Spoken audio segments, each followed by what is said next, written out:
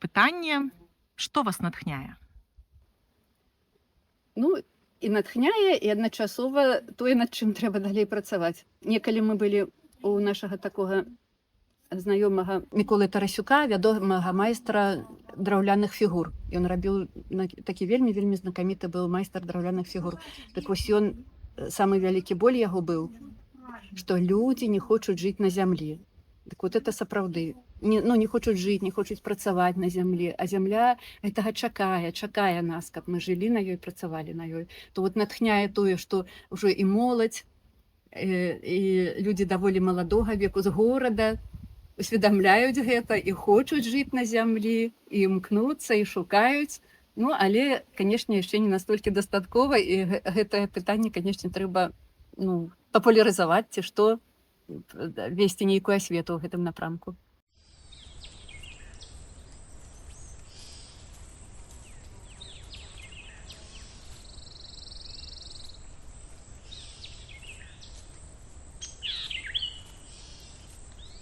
Вельмі любим бузину.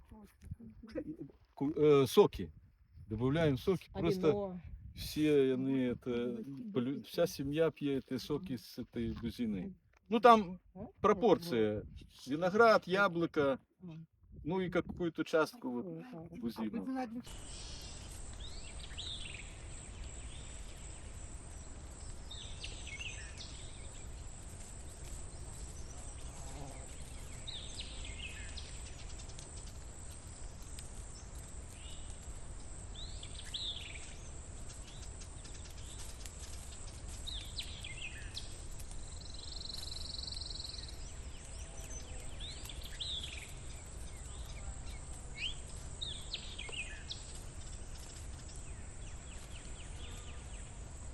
И говорит, это ее дед привез с Полесья, с Ясельды когда-то. Ее тоже, ну тут она очень мало, но мало хворея, древно, что высокая, и вельми буйные ягоды. Вельми буйные.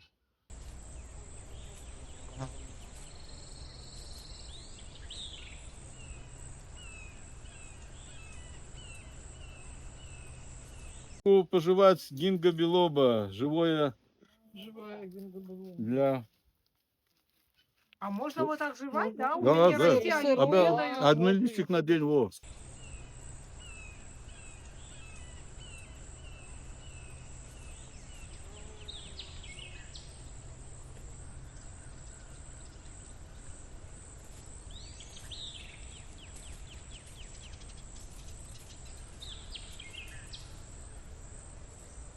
Ну, хороший продукт.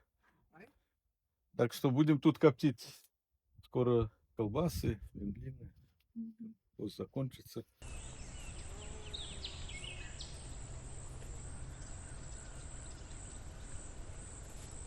Называется апидомик. С того бока, если поглядите, працуют пчелы. Там так. Мы раньше робили 3 семьи. Было 3 семьи, но они так быстро тут разрастаются, что им мало места. Теперь это один лежак. И вот за сезон эти пчелы вот на всю эту должню заливают медом. Это самое. А человек может проходить и на них ложиться и лечиться. Снимаются головные боли. Это, знаете, что так работает? Говорят, что пчел вот это вернее правильная это ритмика это, да.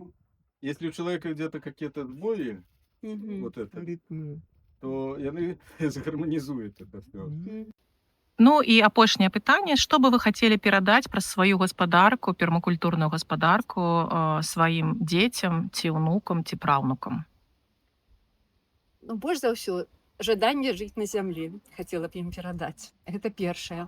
Ну, а па-другое, вот дзеці нашы, яны гэтыя навыкі жыцця ў вёсцы і гаспадарання, яны з дзяцінства мелі. Ну, потым это трошачкі ў іх так, як бы яны сталі вучыцца, працаваць, такі час станаўлення сем'яў у іх трошачку адышлі, і цяпер вот радуе, што яны вяртаюцца, таксама хочуць жыць на зямлі.